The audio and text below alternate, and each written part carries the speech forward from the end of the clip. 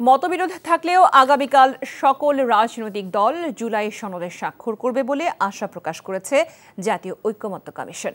কমিশনের সহসভাপতি ডক্টর আলী রিয়াজ জানান, শুক্রবারের পরেও জুলাই সনদের স্বাক্ষরের সুযোগ থাকবে রাজনৈতিক দলগুলোর জন্য। ৩১ অক্টোবরের মধ্যে সুপারিশ বাস্তবায়নে কমিশন সরকারকে সুনির্দিষ্ট মতামত দেবে। সনদ বাস্তবায়ন প্রক্রিয়া নিয়ে রাজনৈতিক দলগুলোর সাথে অনানুষ্ঠানিক আলোচনা এখনো চলছে বলে জানান ডক্টর রিয়াজ। তামজিদ সুমনের রিপোর্ট। বছর জুড়ে চড়াই উতরাই পেরিয়ে বহুকাঙ্ক্ষিত জাতীয় জুলাই সনদ ২০২৫-এর স্বাক্ষর অনুষ্ঠান অনুষ্ঠিত হতে যাচ্ছে শুক্রবার, যেখানে উপস্থিত থাকবেন প্রধান উপদেষ্টা ডক্টর মোহাম্মদ ইউনূস। এটাই সবচেয়ে বড় আয়োজন, কারণ এই জুলাই সনদ হচ্ছে আমাদের ভবিষ্যৎ। আমরা আমাদের ভবিষ্যৎ হাতে নিয়ে কালকে সংসদ ভবনের দক্ষিণ প্লাজায় দাঁড়াবো। সকল রাজনৈতিক দলের প্রতিনিধিগণ সেখানে থাকবেন, তারা স্বাক্ষর করবেন। এটাই আমি মনে করি এটা ম্যাসিভ আয়োজন। তবে জুলাই সনদ স্বাক্ষর নিয়ে এরই মধ্যে তৈরি হয়েছে ধোঁয়াশা। বড় রাজনৈতিক দলগুলোর অনেকে বলছে স্বাক্ষর করবে না জুলাই সনদ।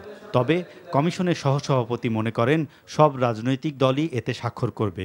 কোনো দল চাইলে পরেও স্বাক্ষর করার সুযোগ থাকবে বলে জানান তিনি। রাজনৈতিকভাবে প্রত্যেকের একটা অবস্থান আছে, সেই অবস্থান তারা ব্যক্ত করবে, এটা আমরা মনে করি সেটাই গণতান্ত্রিক প্রক্রিয়ার অংশ। সেদিক থেকে আমরা আশাবাদী যে সকলেই এতে স্বাক্ষর করবেন, অংশগ্রহণ করবেন। যদি কোনো দল পরবর্তী সময়েও ধরুন এই মুহূর্তে স্বাক্ষর না করেও বলেন তারা যদি পরে দিতে চান, আমরা নিশ্চয়ই, আমার মনে হয় এটা থাকতেই পারে যে তারা পরে এতে এসে স্বাক্ষর করবে। আলী রিয়াজ বলেন, স্বাক্ষর করাটা এক প্রকার আনুষ্ঠানিকতা। মতপার্থক্য থাকলেও এই জুলাই সনদের মাধ্যমে রাষ্ট্র সংস্কারে একটি রাজনৈতিক অঙ্গীকার প্রকাশ পাবে। প্রক্রিয়াটা গোটা দেশের সামনে কিন্তু খুব স্বচ্ছ ছিল। কে কি অবস্থান নিচ্ছে লাইভ টেলিভিশনে দেখেছে সকলে, প্রতিদিন আপনাদের মুখোমুখি হয়ে রাজনীতিকরা কথা বলেছে, আমরা বলেছি। ফলে এটাকে সকলের জানা যে কে কোন অবস্থানে আছে, এটা সন্নিবেশিত করে সনদটা হচ্ছে। তো প্রতিশ্রুতি এবং অঙ্গীকার তো আসলে ওই দিনই করা হচ্ছে যখন আপনারা অংশ নিচ্ছে, তাই না? ফলে অঙ্গীকারের জায়গাটা থাকছে। প্রত্যেকটি রাজনৈতিক দল রাষ্ট্র সংস্কারের ব্যাপারে অঙ্গীকার করতে। যেহেতু জুলাই সনদ একটি সরকারি দলিল, তাই আইনি বৈধতা দেয়া কোনো কঠিন কাজ নয় বলেও মনে করেন এই রাষ্ট্রবিজ্ঞানী।